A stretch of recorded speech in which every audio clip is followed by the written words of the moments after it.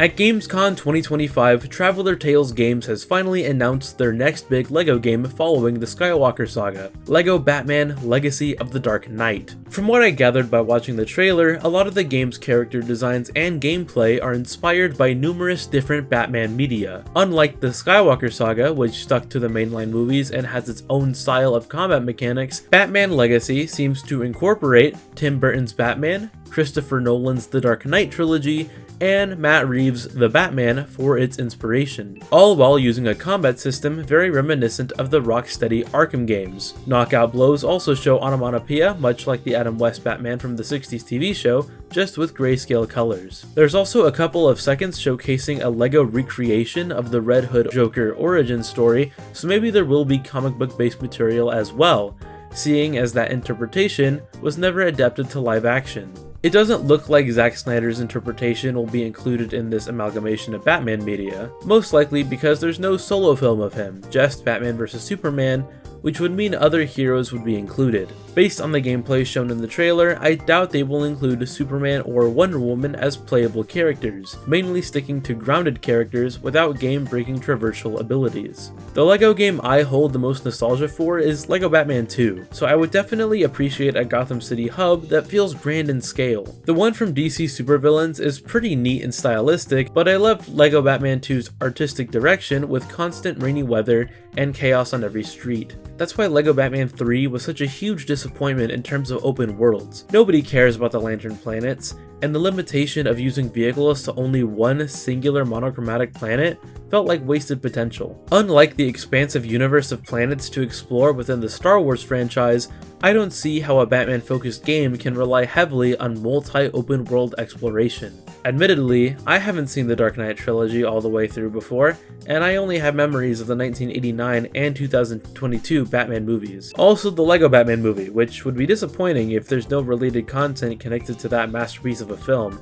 That being said, I don't believe there are enough interesting and unique environments to warrant that many hubs to explore within that selected media. So the puzzles and combat mechanics will definitely have to do some heavy lifting. There are notably no video of other characters being playable, so could that mean this is a LEGO game with only one character to play as? With gliding and gadget mechanics, a part of me wonders if that is the case, but also Commissioner Gordon is using a glider, so there is a chance that every character will come equipped with their own set of gear to complete missions. How would two-player co-op work if the majority of these Batman movies have him working alone? Okay, so I started making this video yesterday, and a gameplay video dropped a couple hours ago. From the looks of it, it is still a two-player game with both playable characters being Batman and Commissioner Gordon, with there being puzzles requiring to swap characters. I'm still not certain if free play does consist of other potential characters, such as villains, but it seems to me there is a playable campaign not based on any of the movie adaptations. Maybe there will be a menu like the Skywalker saga that has different versions of Gotham and different campaigns to choose from, so that'll be fun.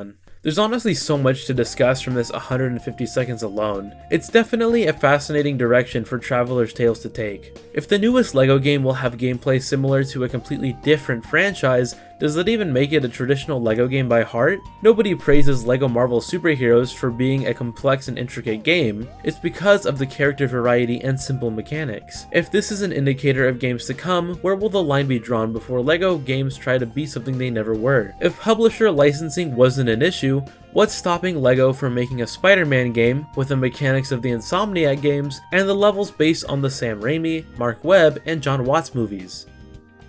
Okay, actually, I would play the hell out of that, but you get my point. The Skywalker Saga is a phenomenal Star Wars game, but lacks in fulfilling the LEGO formula everyone grew attached to. It feels like from now on, Traveler's Tales is focused on making franchise games with LEGO elements instead of LEGO games with franchise elements. To say the least, there is definitely a massive audience for Dark Knight fans, Arkham fans, and LEGO fans, so making a game with that large of an instant fanbase is definitely the biggest money glitch scheme I've ever seen. If nothing royally screws up production, this could be a big hit for Warner Brothers Games. There seems to be nothing but positive reception online, so that's a good sign to come. Until then, we'll have to wait and see what lies ahead in LEGO's newest entry coming out next year in 2026.